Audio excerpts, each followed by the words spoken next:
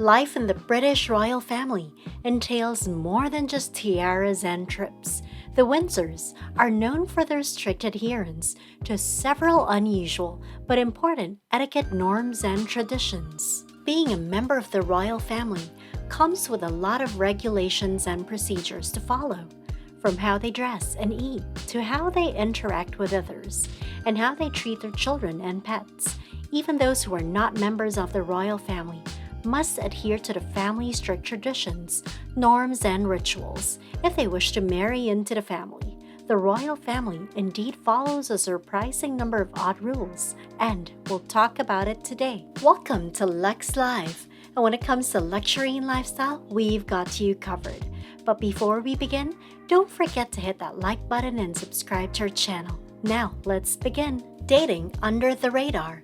Most members of royal families do not give interviews where they discuss their dating lives. The first time that a royal family member ever spoke directly to the media was in 1961 when Prince Philip gave an interview to the BBC. This is because virtually all forms of press communication are first sent to the palace before being made available to the general public. PDA is not allowed.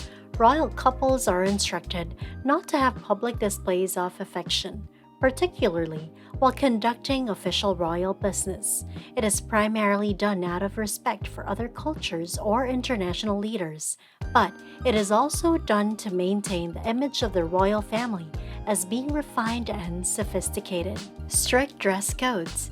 Even though times are changing, the royals still follow some fairly strict dress regulations, which is not unnoticed when someone chooses to go against them.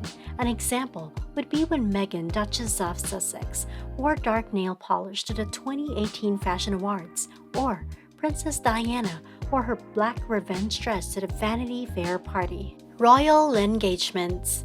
No royal family member can get married without the monarch's permission. Royal engagements are subject to the monarch's approval, per the Royal Marriages Act of 1772. Historically, this became a law because King George III did not want his brother to marry a commoner and bring shame to the royal family. Myrtle in the bouquet. Since Queen Victoria's grandmother-in-law presented her with a myrtle plant during one of their earliest shared trips, the practice has evolved into a royal tradition. Myrtle sprigs were used in the bouquets of all modern royal brides, including the Queen, Princess Diana, Kate Middleton, and Meghan Markle. Religious beliefs. Between 1701 and 2015, it was against the rules for a member of the British royal family to marry a Roman Catholic. If they did so, they ran the risk of being removed from the succession line to the throne. But now, any royal who marries a Roman Catholic will still become the reigning king because of a new law that went into force in 2015. But a Roman Catholic cannot sit on the throne themselves. Which rules were the most surprising to you so far? Let us know in the comments below. Always behind the Queen. Prince Philip, married to the late Queen, always walked a few steps behind her. This was because of the order of things in the royal family. The late Queen was the head of the monarchy, and she was always the first person to sit, stand, enter, and leave. But there's another part to this rule. Walking in front of someone with your back to the Queen is rude. The wedding dress. Traditionally, royal brides have displayed the dress they intend to wear down the aisle to the Queen for her blessing. Sometimes, to maintain the standards set by the royal court, she had even seen the design sketches before the gowns were produced.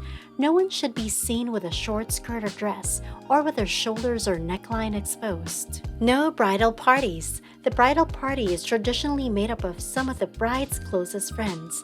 In reality, most royal couples had kids serve as their train bearers and flower girls at their weddings. For the British royal family, it's customary to have younger ladies serve as bridesmaids and younger boys as page boys. Tiaras only after marriage. Before they are wed, female members of the British royal family are not permitted to don tiaras in compliance with an age-old custom. The first time you're likely to see a member of the royal family wearing a tiara is at her wedding.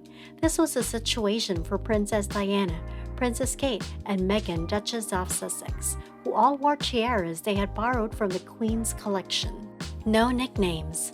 While members of the royal family may refer to one another by the nicknames they use amongst themselves or those given to them by the general public, they do not do so publicly until it is specifically brought up. Even William, Prince of Wales, usually calls Kate by her name, Catherine. Long separation before divorce. There is a time when a royal's divorce may cost them their place in line for the throne. However, there have been a few notable divorces among the royals since the 1700s. Despite the reforms instituted by King Henry VIII, the British royal family still preferred to remain publicly married after a lengthy separation. Post-divorce weddings. Like the rest, royals can discover love and remarry after a divorce. Princess Margaret reportedly ended her connection with war hero and divorcee Peter Townsend because she didn't want to risk losing her right to the kingdom if she married a divorcee. Although not really of concern today, Prince Charles is still in line to becoming king despite his marriage to Camilla. No selfies allowed. The late Queen was never a lover of selfies, so you'll never see a selfie of the royal family in social media, in contrast to the no autograph rule. However, the Queen is more lenient about this one, so the items in question can be put up for sale. Several members of the royal family have been photographed taking photos with adoring fans, but this has always taken place outside formal meetings. Public birth announcements. The royal family has a long-standing custom of informing the general public of their plans before, during, and immediately after the pregnancy and delivery of a royal child. Additionally, the palace typically issues a statement on the day the child is born. The practice of posing a new mother with her infant child for photographs outside of the hospital was popularized by Princess Diana. It shouldn't come as a shock to learn that there is still a strict set of rules and norms that everyone who is part of the royal family, even the people who interact with them frequently, is expected to abide by. Time may pass, but these customs will most likely stay the same, even if the monarch ruling the country changes. The royal family has endured a lot of challenges and controversies, but still managed to push through and stand strong as they become more modern and closer to their subjects. And as a new monarch sits on the throne, a new era has begun for the royals, and the world will continue to watch their every move in the years to come.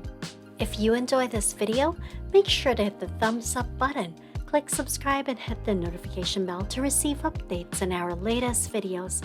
Also, feel free to leave us a comment. If you want to watch more videos, head on over to our channel to see more from Lux Live. See you!